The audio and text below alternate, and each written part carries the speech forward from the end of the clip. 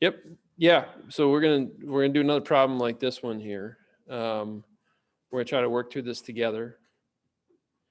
And I'm going to talk about all kinds of different little elements of this particular problem. Okay. So what I have is two loads, and then a 1 to 2 transformer.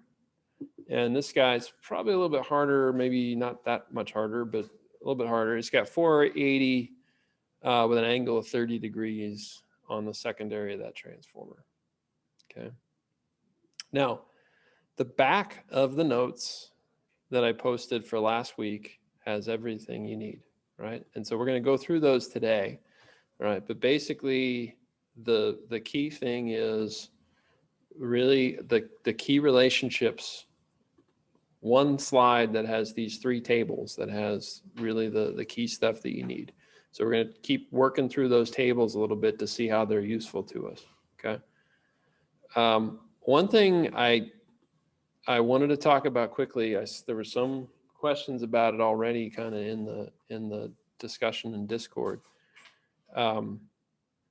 P equals V times I is the relationship that you guys know, right? In circuits 1, you use Ohm's law to come up with the 3 relationships I've got here: V squared over R, I squared R, right? They're all equivalent for a resistor, if I'm talking about the power in a resistor. If I said to you, all right, if I had an impedance like this, and I said to you, I want to find the complex power in that impedance, how would you find the complex power in that impedance? Like if I know I, let's say I know this. Do what? Convert it into its equivalent impedance. Well, if I know this impedance, let's say I know that this is, I don't know, 5 plus J6 or whatever. If I know the voltage across it, yeah, all right, and I know the current through it, and I said I want to find that power, it's just S equals V times I, not V times I, right? Conjugate. Okay. That's the power across that thing right there, right? So if I know the voltage across, current through, I can get the power, okay? It turns out that if this is going to be a P plus JQ, like this, all right? Without deriving this, I mean, it shouldn't be too surprising. Where is the P and where is the Q? P is the power in the resistor. Q is the quote unquote power in the inductor. It's not really a power, it's the reactive. Got a voice? A little bit. Partially, 30%. All right. All right. So P is the power in the resistor. Q is the quote unquote power in the inductor. So you can show basically what I have here. So power is VRMS, IRMS times that cosine relationship. VRMS, IRMS times that sine relationship. It is also I squared times the real part of Z. Right? So if I had an impedance that had a resistance plus an inductance, the real part is the resistance, right? So I squared times the real part of the impedance. And I'm talking about the reactive power, I squared times the imaginary part of the impedance. All right. That imaginary part of the impedance we sometimes call the reactance. All right, but I'm just going to call it the imaginary part. And then I can use the V relationships as well. All right, so that says if I know what this resistance is here, so if let's say I know that this is 1 ohm, and I know this current, I can say that it is I RMS squared times 1, like that. That's the P in that thing, okay? Now, when I say IRMS, that's a magnitude, isn't it? In other words, this is not a vector relationship here. This is always going to be a positive relationship. I squared R, this is not an I vector. IRMS is a magnitude, all right? And so there's an imaginary part that I get here by looking at I squared, so the magnitude squared, times the imaginary part of the impedance, okay? All right, we're going to go through that as with an example here, okay? But one thing I know is if I can get the voltage across that thing, I can always calculate the power for sure if I know the voltage and the current. All right, so we'll do that as part of this example. All right, where do I have to start with this guy? Well, I got to start by looking at the individual loads. Okay. Ultimately, I want to start figuring out how much loss do I have in these lines, and I want to figure out how much power is coming out of the source, just like you got in problem 6 and similar. Problem 5 and problem 6, both kind of similar to this. Okay. All right. One thing we can do real quick, maybe even before we get too far into this, is let's get the transformer relationships down. All right. So where do we start with that? So let's do the voltage relationship. V1 and V2, how are they related to each other here?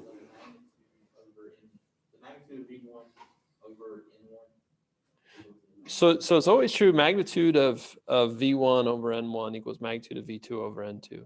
But if I want to relate the phasors, guess what I didn't write here is I got to put my plus minus like that. So if I gave you plus minus like that, somebody online, what's my relationship between the phasors V1 and V2? Both positive. Yeah, both positive. So I would just say V1 over N1, V2 over N2. So in this case, that's going to be V1 equals V2 over 2. Right? The side with more turns has more voltage. Okay. And in this case, for the current, what do I do? Well, I say P1 plus P2 has to be 0, right? And so P1, the power is going into the plus terminal, right? So I'm going to say V1, notice I called it IP. All right, I called it IP on purpose because I wanted to call I1 the current in the load 1. Okay. V1 IP, what do I do on the other side? So I say power is positive when current's going into the plus sign. So what's going on the secondary side? Current's entering the negative terminal. So what do I do there? Well, yeah. Passive sign convention. So you do negative. Yep. Negative V2 I2. Like that. Okay. So if I go through this relationship, that tells me IP is going to be equal to 2 times I2. I did that without substituting. Why did I know that IP would be 2 times I2 without substituting? I looked at this and I said that I knew that IP had to be twice the secondary current. Why? Your voltage relationship. My voltage relationship. On the side that has more voltage, I have less current, right? So I did it that way because I knew that already. You could very easily carry through the math and get that same relationship. All right. Questions about that? All right, we're going to need that later. All right, so I got load 2 is 20 kVARs at 0.85 lagging. All right, so as we said, always, with these power problems, I have to be given 2 things, right? So the 4 things I could get, is it 4? Yeah. S, P, Q, and power factor. Those are the 4 things I could be given. Once I have, and usually they'll give you 2 of those things. And then it's a trig problem. All right. If you have all 4 of those, we can solve it. If you have all 4 of those, then you could do anything, yeah. But you won't ever get all 4. You'll probably just get 2, okay?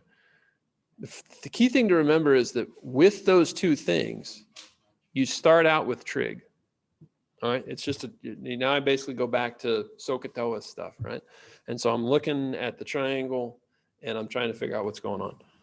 All right, first thing I want to do, so I'm given 20 kVARs at 0.85 lagging. All right, so what have they given me here? RQ.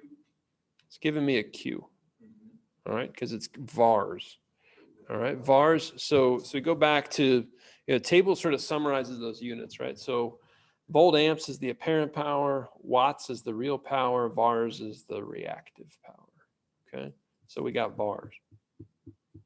Now, the other thing I got to unpack at the very beginning is how to draw the triangle, right? How to draw the vector that I'm going to look at. So what do I know from this problem to tell me how to draw the vector? So at first, we don't think at all about the vector. I lack the voltage. Current lacks the voltage. They gave us Q, Oh, yeah, gave us a power factor, but there's another key thing. So we can find theta z with the power factor. We can find theta z with the power factor, but we don't have enough because we know the cosine of theta z right now. Cosine of theta z could be positive, positive angle or negative angle. But it's an inductive. How do we, okay, so it's an inductive load. That's the key thing. Why do you know it's an inductive load? Because it's lagging. All right, so again, I can go back to my tables here, right? If I lags V, I have an inductive load, right? Lagging means I have an inductive load.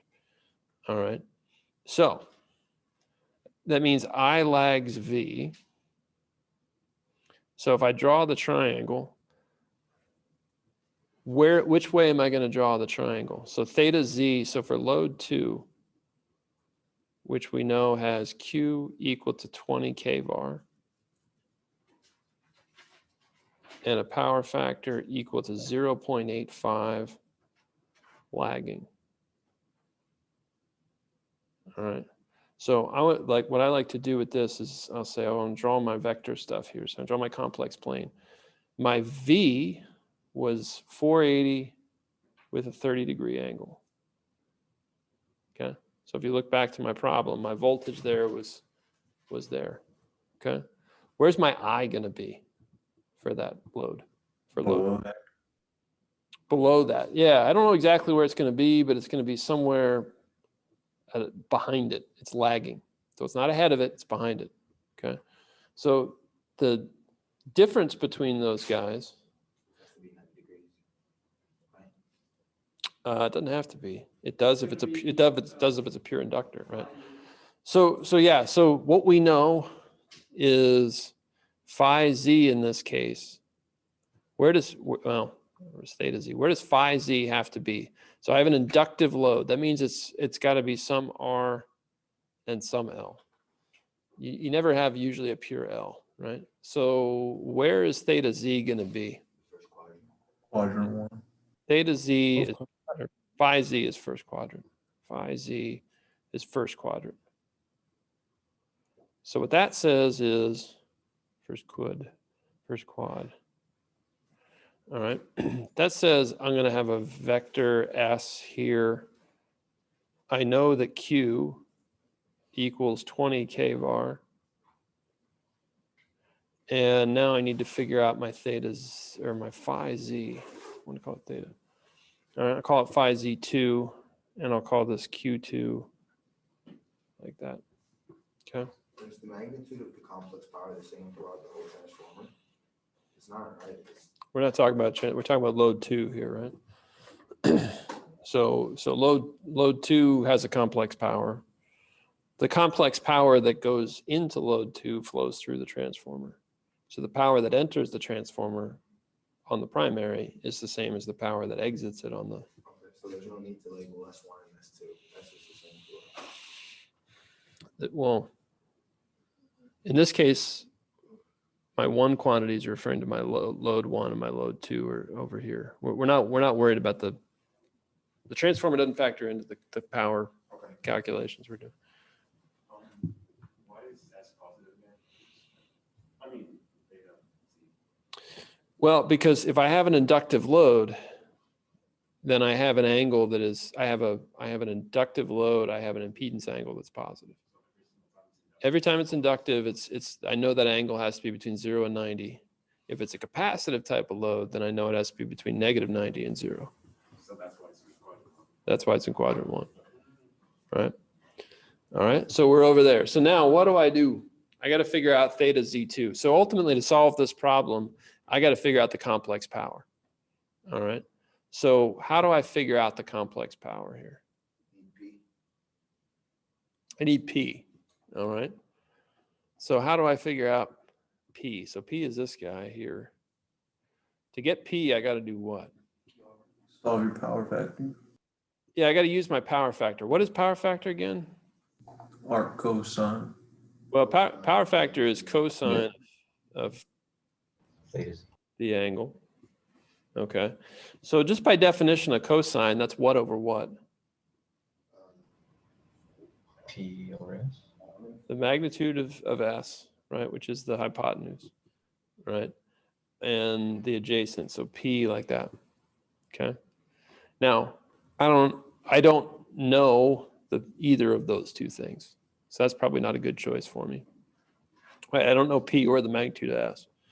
So I could say the tangent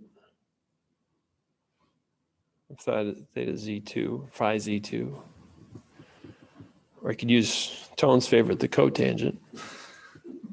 Cotangent would actually be useful in this case, but I don't even know how to get I mean, I know how to make my calculator do it, but well, what's the definition of tangent?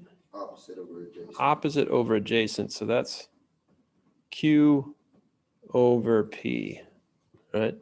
Now in this case, I know Q and I know the tangent of phi Z2 because I know the cosine of phi Z2, right? So what I would say is, well, phi Z2 is equal to the arc cosine, inverse cosine of the power factor. All right. And in this case, I keep it positive because it's a lagging load. Okay. And so I say that P is equal to Q over tan phi Z2, like that. All right. Just simply do my The trig. hypotenuse over there's the apparent power, right? The hypotenuse is the apparent power, yeah. Okay. All right. So that's what I got to do there. So let's go to Matlab. All right. So Matlab. All right. I got my stuff. I got my power factors 0.85. I got my phi Z2 here. All right. I got my Q2. And so now what I want to do is I want to calculate for myself P2. So I just enter that equation. Right? P2 equals Q2 divided by tan of phi Z2, like that. Okay. And I'll get my P. And then I'm going to say S2 is equal to what? How would I build up the full vector? P2 plus Q2 Z. Do what? Did you record? P2 plus Q2 Z. I'm losing you there, Tone. What'd you say? I said the P2 plus Yep. Q2 and times Z. Yeah. Yes. Plus Q2 times J. That was the part I was missing. Yeah. All right. So now that's my S vector. All right. So I will go ahead and just to make sure everything's good, I'm going to do a clear all at the beginning of this. And make sure any variables I've got get obliterated. All right.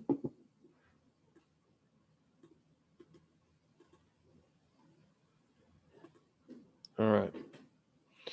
All right, so there I get my results. Okay, so P2 is apparently 32.2 K watts, right? That's my units on that. So 32.271 K watts. All right, so we're gonna say this guy is 32.271 K watts. Okay, all right. So I've got that thing. All right, next question I typically want to do is it's just like this on the homework. I want to figure out what I2 is now. All right. How do I figure out what the current is, knowing what we now know? No, you said. Isn't conjugate?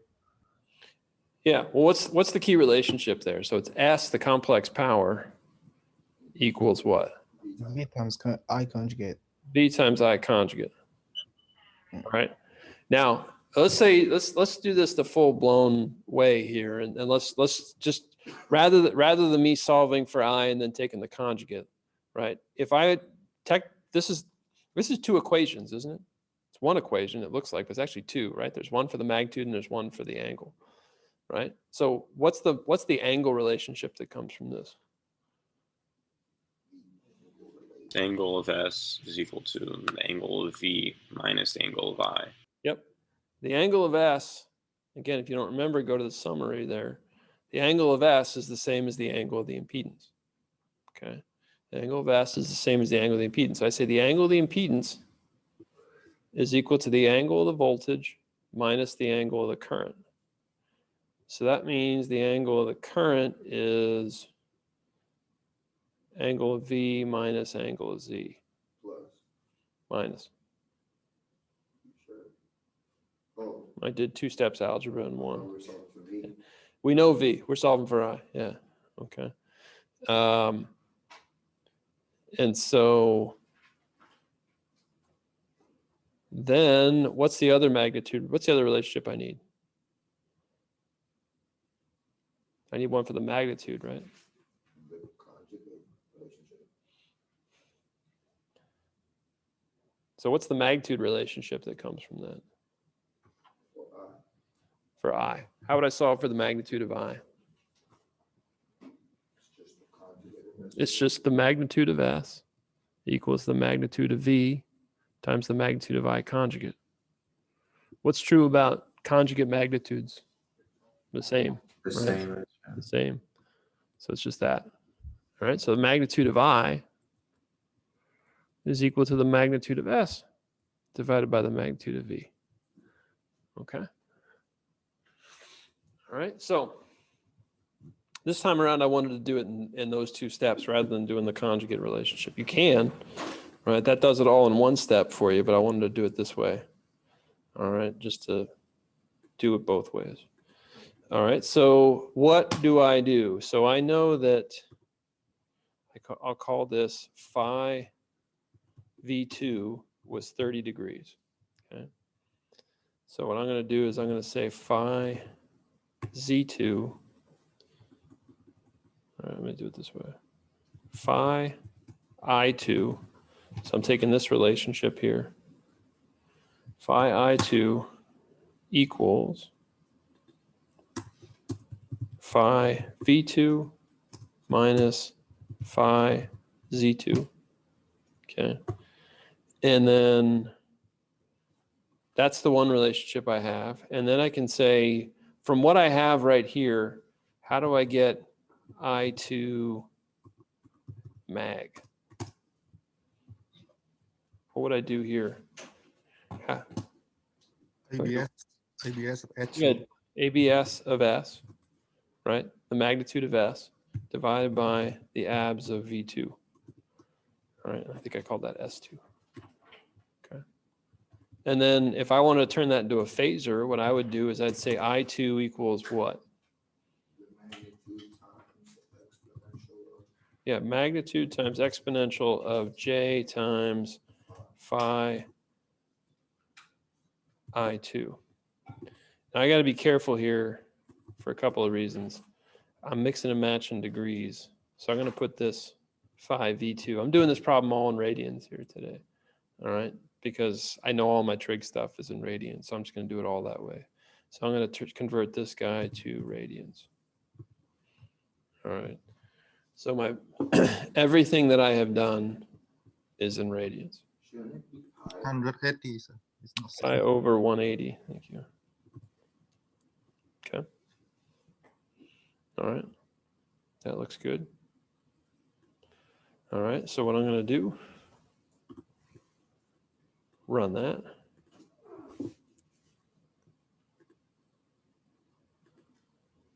All right. So I get my I2. Now, one thing I can see about this, let's see. All right, so this tells me my I2 ends up being 79.058 amps. And then minus J times 2.4684 amps. Okay. Where is that? In the fourth quadrant, barely in the fourth quadrant though. But that's probably what we would expect, right? We look back at the original picture here. We knew V was here. We knew that I would be behind it. So I kind of even guessed that it would be sort of barely into that fourth quadrant. All right. It's lagging. I is lagging V because I have an inductive load, right? So I would expect I to be behind V. All right. So this kind of at least matches up with what I would expect to have happen. I think behind B, that doesn't necessarily have to be 4 4, it just has to be below. Just has to be below. It could have been at 10 degrees positive, right? But it's going to be, it's behind it in this case. All depends on how much inductance. If it's got a lot of inductance, then it's going to be closer to a 90-degree shift. If it was a pure inductance, then there would be 90 degrees between I and V. But in reality, it's some R and some L. Okay. All right. Questions about what we did up to there? All right. Now at this point, we're ready to cross the transformer. All right. How do I cross the transformer here? Well, I go back to this relationship, right? IP, this current into the transformer, is 2 times I2. Okay. And I can figure out the voltage V1 by doing my turns ratio again, right? V1 equals V2 over 2. Okay. So I'm going to code that into Matlab. All right. I'm going to say IP equals 2 times I2. Okay. And I'm going to say V1 equals V2 over 2. Okay. Without doing any work, what's the phase of V1? It's the same. The same as the phase of this guy, right? Yes. Yeah. Okay. So it's both of them are going to be 30 degrees. Okay. All right. So we got what we need for that step. Now what I want to do is I want to say, well, let's look at load 1 here. All right. Let's do the same kind of power triangle process for load 1. All right. So how do I start that? What have I been given about load 1? The real power. The real. I was given the real power, and I was given the power factor, and then I'm given that other word. I'm always given leading or lagging, right? So if we're not sure, again, what am I about to do? At this point, I'm going to try to figure out complex power by basically doing trig, right? We're not doing any real circuit stuff here. We're doing trig, right? That's the first step. All right. So the word leading, if I'm not sure, I can go back to that table, but somebody online, if I say something's leading, what type of load is it? Capacitive. It's capacitive load. All right. To say that it's leading means what's leading what?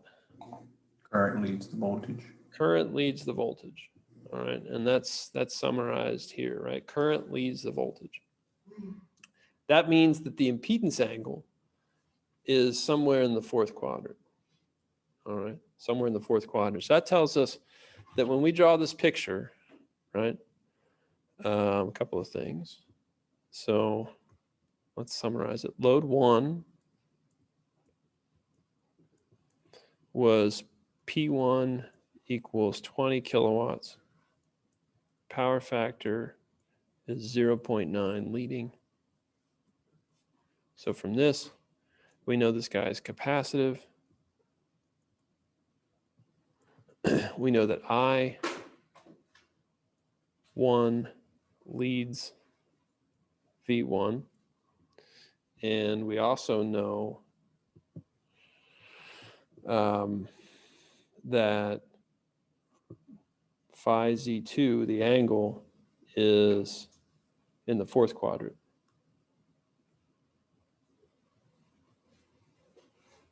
All right. So key thing for me is going to be to draw that S vector. Which way do I draw the S vector now? Somebody other than Steven. What? Downward. Yeah, I draw the S vector downward. It's going to be in the 4th quadrant. So here's my S vector. All right. What I know is that this, I know the P value. I know the P is 20,000. Okay. Don't know Q. But I know that Q is negative. Right. I know that much. And I know that's phi Z2 there. And the I should be in the 1st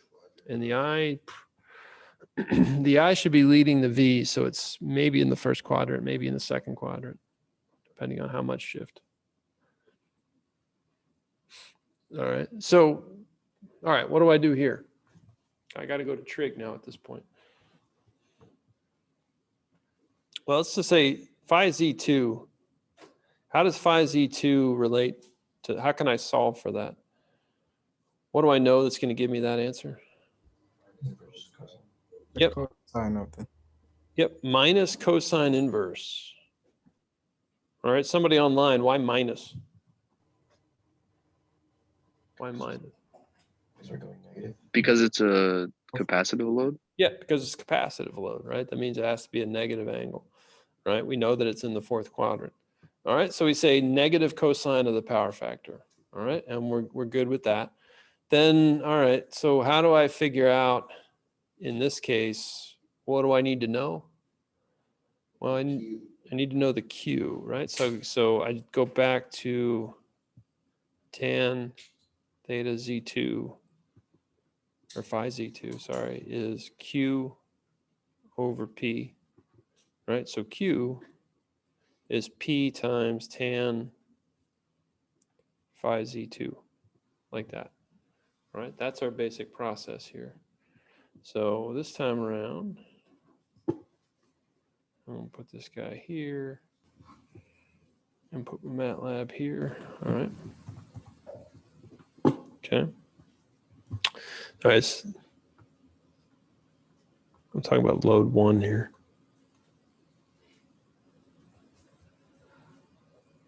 Okay. Talk about load 1, and I get this guy, boy, I'm not going to be able to. All right. Okay. All right. So to do this, I go over to my MATLAB and I'm going to say P1 equals 20,000. Right. So I write 20 e to the third. So I'm going to write that. I'm going to say power factor 1 is 0.9.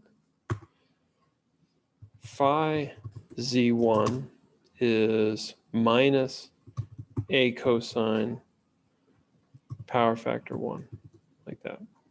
Okay.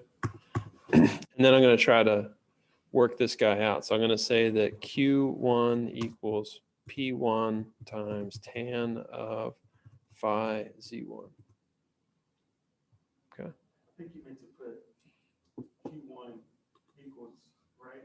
You want to put Q1 minus. Yeah, right there. I don't think you left No. the underscore too. That's an equal. That's equal. It may look funny from where you guys are sitting. Yeah. Yeah. Yeah, it looks a little blurry around that screen.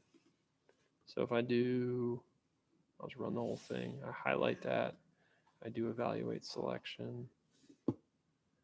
And get that. Yep, and I got a negative Q. That's what we would have wanted. Right?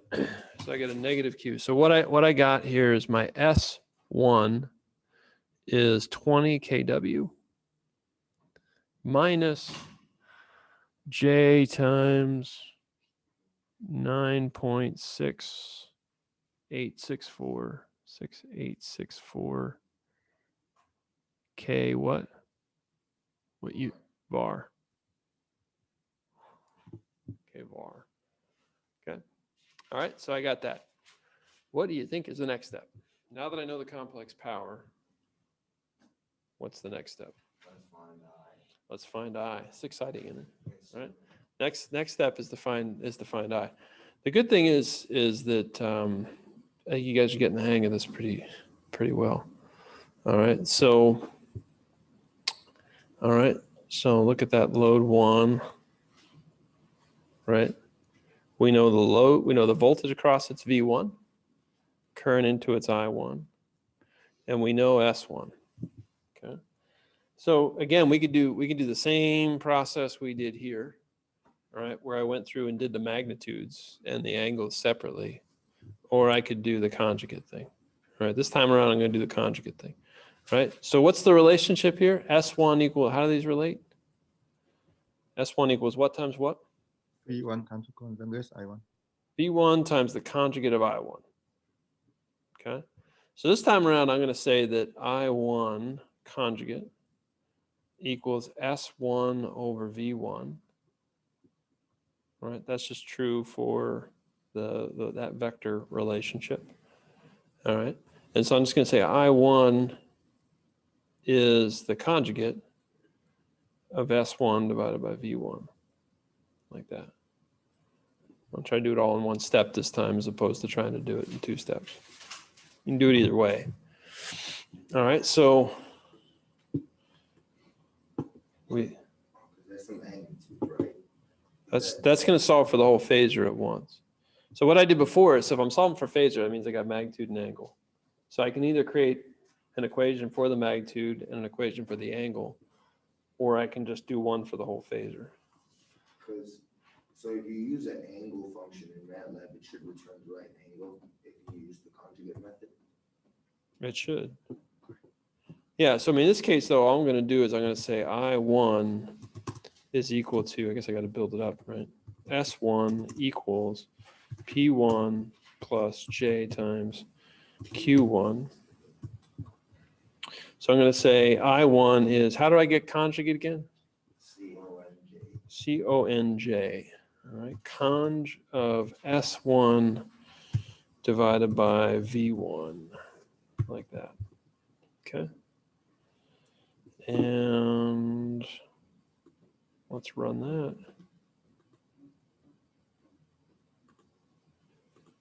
All right.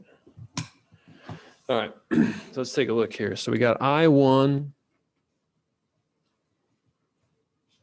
I1 is equal to 51.9887 plus J times 76.6196.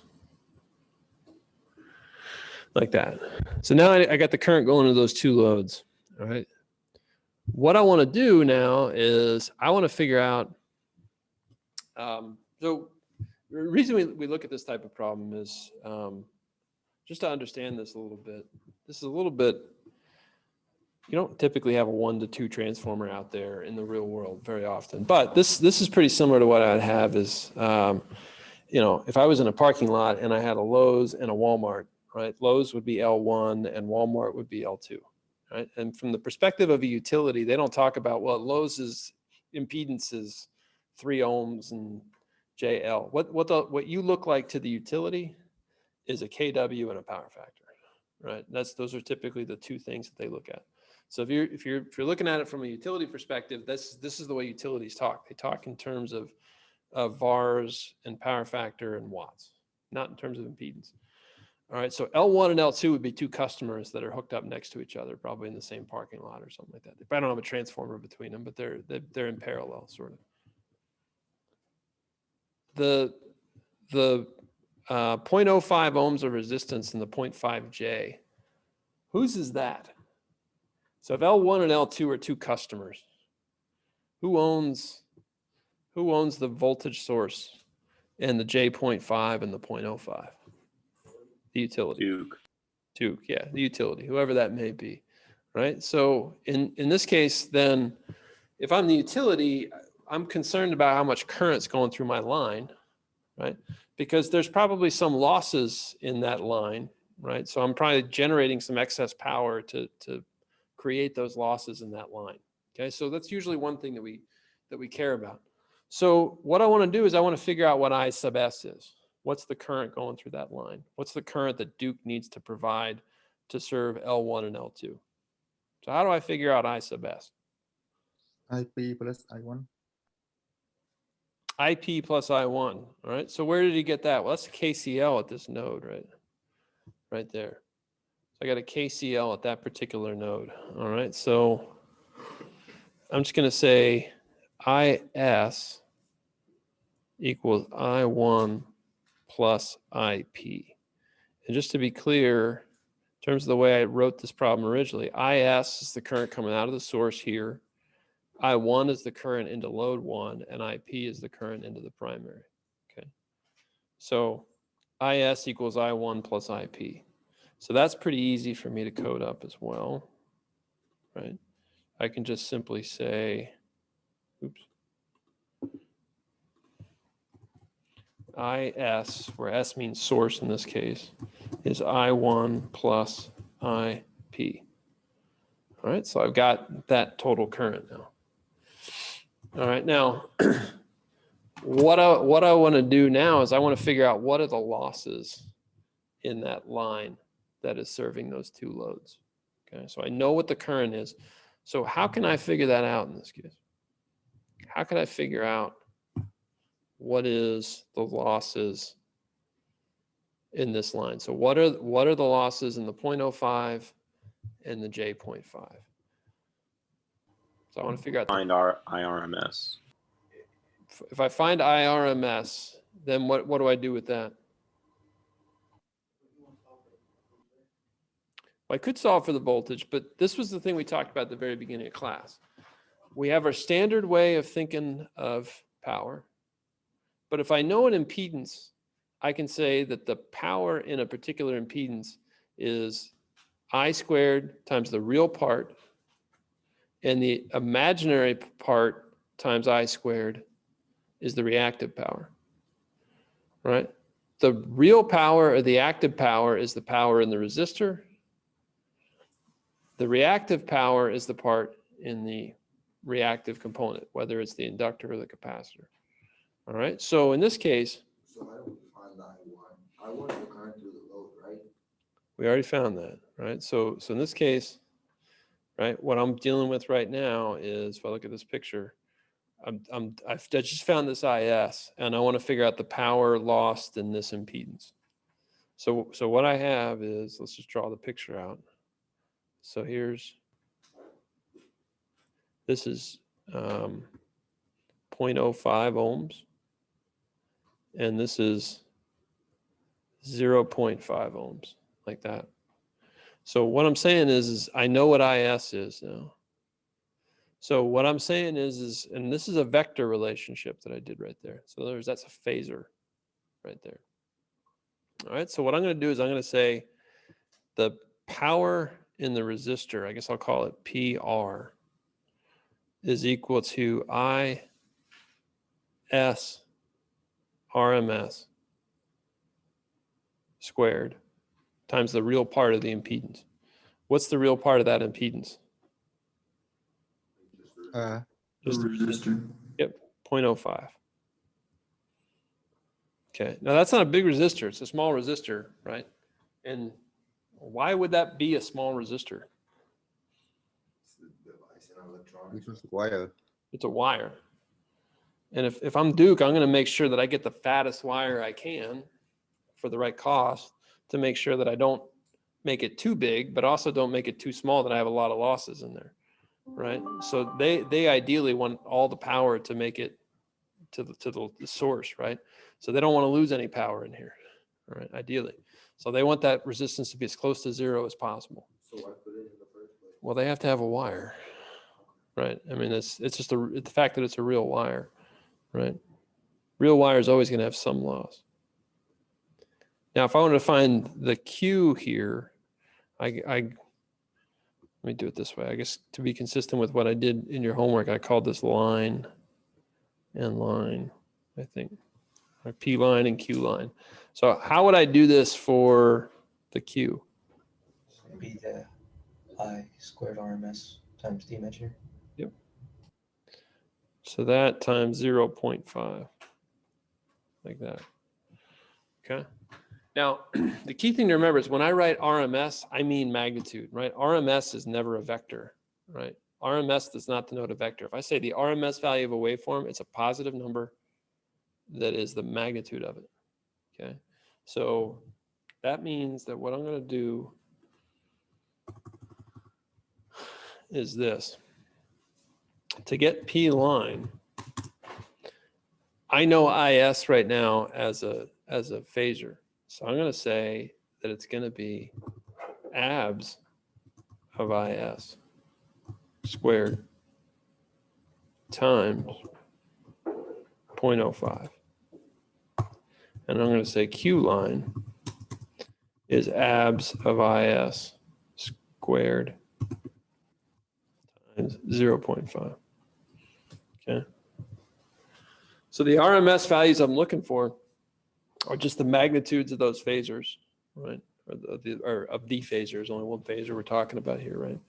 So because I've been doing the problem in RMS all along, it's just, I already have that value when I take that magnitude, okay? Questions about what I just did there? All right, so let's go ahead.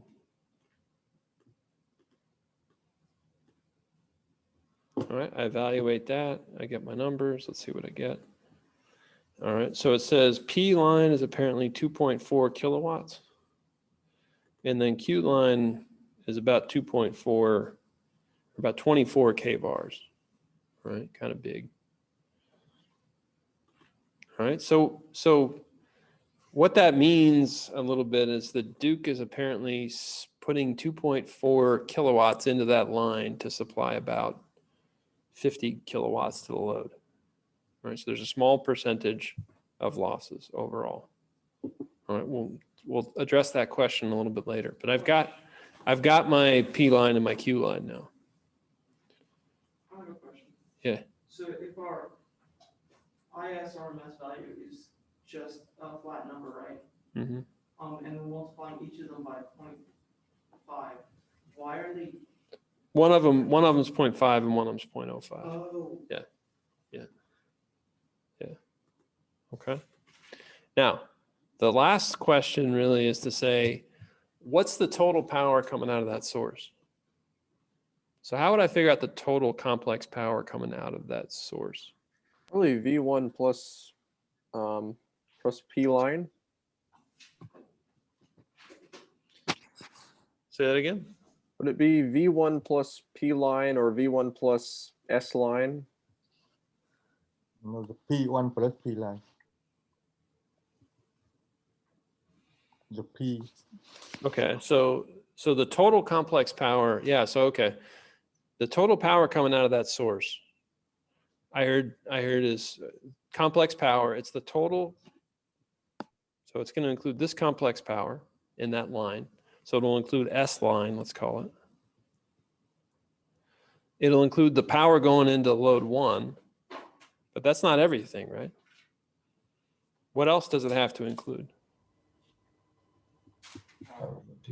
Power going to 2, right? I mean, that guy's getting power from somewhere too. It has to be from the source, right? There's a source that's giving power to the line, to the load, and to the other load.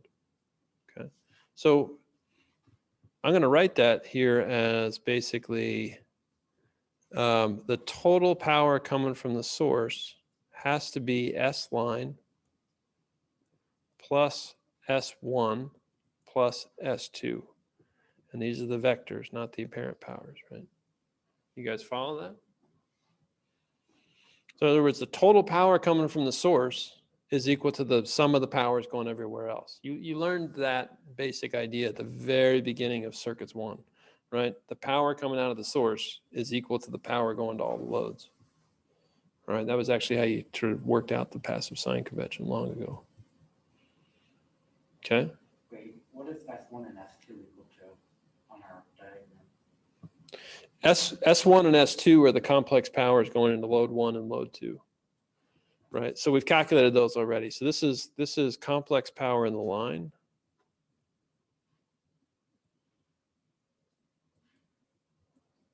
And then this is complex power load 1. And this is complex power load 2. It's always the case, in these problems, you're usually going to just have one source. It's not going to, with power problems, we're not going to see dependent sources. Okay, so hip hip hooray for that. Is S2 there the same complex power as what's going through our transformer? Yes, great question. Yeah, so this gets back to something Eli asked about there at the beginning, right? The power going to that load 2 on the secondary side, ideally a transformer is 100% efficient. So all the power, so if I think of it this way, power goes, it leaves the source. There's power that goes into the line, goes to load 1, and then there's some power that passes through the transformer to load 2. Right? All the power that enters the transformer on the primary leaves it on the secondary side. Is power energy or is energy power? I don't know if that makes any sense. It's a deep question. It is kind of deep. If you think Power is the rate at which energy is used. Okay. So conservation of energy. Conservation of energy applies to power. Yeah. So power in equals power out. Yeah. Okay. All right. So, all right, we had that relationship. So to do that, what do I got to do? Well, I got to go into Matlab again. All right. And I got to add stuff up. Okay. So I have already, I've created S2 up here. I've created S1 here. And then I've got P line and Q line. So I'm going to create S line is equal to P line plus J times Q line, like that. All right. So I'm going to say S source is equal to S line plus S1 plus S2, like that. And that's my total there. All right. So run that guy.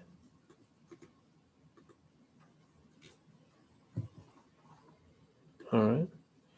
And I get, there's my S source right there. So S source is apparently 54.735 k-watts plus J times 34.955 K. What? What are the units on this guy? VAR. K VAR. That's total power coming out of the source.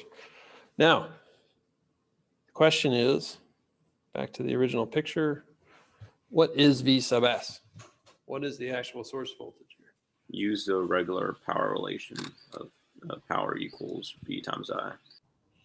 Yeah, well, somewhat. I mean, I can say I have S here equals V times I conjugate, right? So S sub S equals V sub S times I sub S conjugate, like that, right? And I know what S sub S is. So that's going to tell me what V sub S is. Okay, so to do that, I'm going to do, again, that same relationship, IS conjugate equals S sub S divided by V sub S. So I sub S is equal to the conjugate there. Like that, okay? Except that's not the way I want to do it. In this case, I want to solve for, what do I want to do? I'm solving for V sub S, right? So I'm going to say V sub S is equal to S sub S over I sub S conjugate, like that. You guys follow what I did there? Right? Just a simple rearranging of that relationship. All right. So V sub S equals S sub S divided by I S conjugate. Or I could do, again, I could do a separate relationship for the angle and a separate relationship for the magnitude, like that. And then I get my V sub S. Okay, run that. And what do I get? V sub S is this guy. Now, I want to think about these things now as they really are, as phasors. They mean more to me as phasors. So let me just do this. The abs of V sub S is 292 volts. So this guy is 292 volts. And his angle of V sub S, and I'm going to multiply that by 180 over pi to get that into degrees. This guy is 292 with an angle of 51.4 degrees. Okay. All right, let me ask you this. So if I draw that into my quadrant here, so that's somewhere over here. Here's V sub S. Okay. I want to figure out where I sub S is going to be. Okay. Well, how would we know what it's going to be? So I sub S, the way to know that, so let's look at S sub S for a second. S sub S, what does that tell me? if I look at this S sub S right here, Quadrant 1. it's quadrant 1. So the total power coming out of that thing looks like it's going into a resistive type of load or an inductive type of, or sorry, inductive or capacitive type of load. Inductive. Looks like it's going into an inductive type of load, right? An inductive type of load. And how can you tell that? The sign on the imaginary of It's got a positive imaginary part, all right? Positive imaginary part. So that tells me that my current is leading or lagging? Lagging, okay, lagging. So let's do now angle of IS 18 degrees. So it's lagging, okay? Exactly where it should be. So I sub S, I don't know, what's its magnitude? Abs. All right, so it's 221, so it's over here somewhere. If it'll let me draw. Oh. Doesn't want me to draw. Here's IS right there. So he's lagging, exactly what we thought he would do. Okay. Questions about that process? You're worn out now and trying to finish problem 6. It's what? 6 is easier than 5. Okay, well, you did 5 before 6. Maybe that could be why. That could, hopefully that's why it is. Okay. Okay. All right. Now, one thing I wanted to talk about now that we've gone through that example, so we're going to talk a little bit more about on Monday. Okay. If I look at, let's look at load 2, for instance. Okay. Load 2, 20 kVARs with 0.85 power factor lagging. Okay. Let's say that, so we figured out what the P was for that guy. This guy was 32 kilowatts. Okay. Now, as it turns out, I said this before, even though I'll give you leading loads and stuff like that, most of the time, real loads look like they're inductive. They usually have lagging loads. Why would that be? Anybody know? Why would the majority of loads that are out there on the grid, why would they be mostly lagging loads? They're absorbing Q, right? Absorbing reactive power. But what would it, so if I have resistance, what does that mean? What kind of loads would be resistive? It's absorbing. Well, any lights I've got, any computers I've got. Capacitive, right, is negative. So anything that's really absorbing energy and doing something with it's a resistor. Computer, all right, a computer, a lights, heaters, whatever. Inductance is the other type of thing that's pretty common out there, because what's the other type of device that's pretty common? Think about what you have in your house. You got basically resistors, you got your iPhone plugged in, you got your laptop charger, you got your lights. What's the other big thing you have in your house? HVAC. Well, you might have a generator, but normally there's just like HVAC and things like that, like my air conditioner. What are those? What's inside of those things? Big resistors. No. Isn't that what generates the heat? Well, yeah, it could be. If I have a heat pump, it could be some resistance there.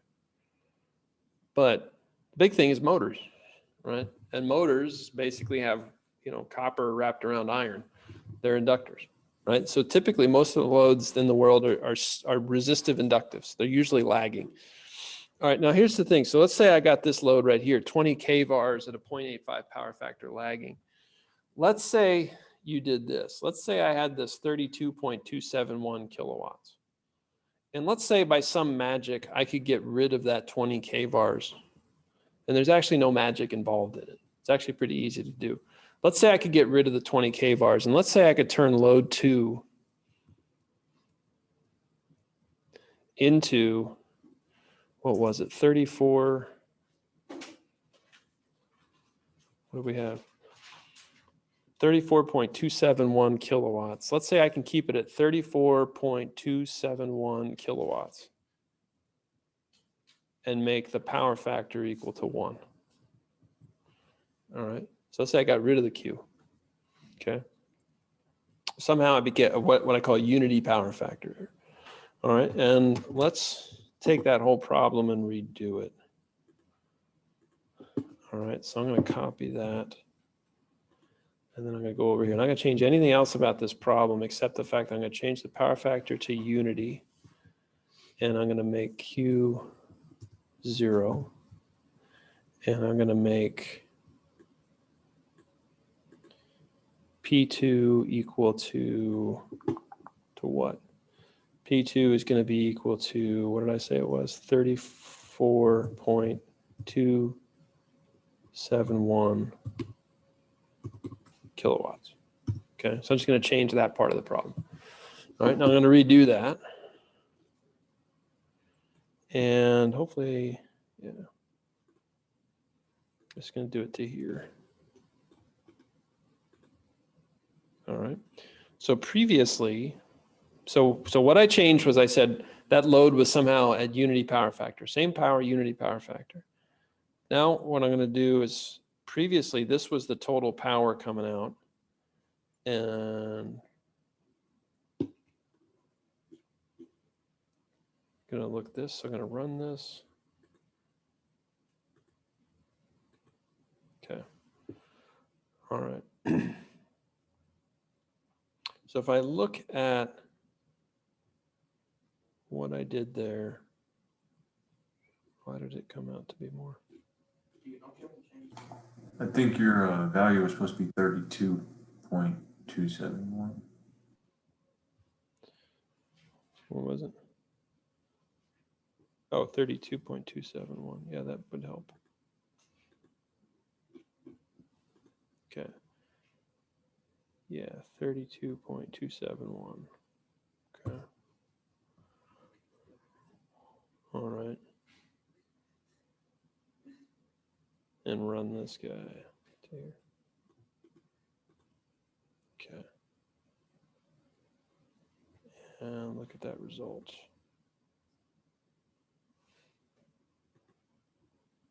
All right. So there's a little bit of a reduction there. And look at this enough in advance to figure out how much of a difference that'd be. So what I get is a little bit of a reduction in P line. In this case, I didn't get that much of a reduction in it because I didn't change the other load. But let's say the other load I did the same thing. So actually I'm gonna do it on both of them. Okay. So let's say the other load, we were told that the P was 20 kilowatts. Let's set its power factor to 1 as well. Right.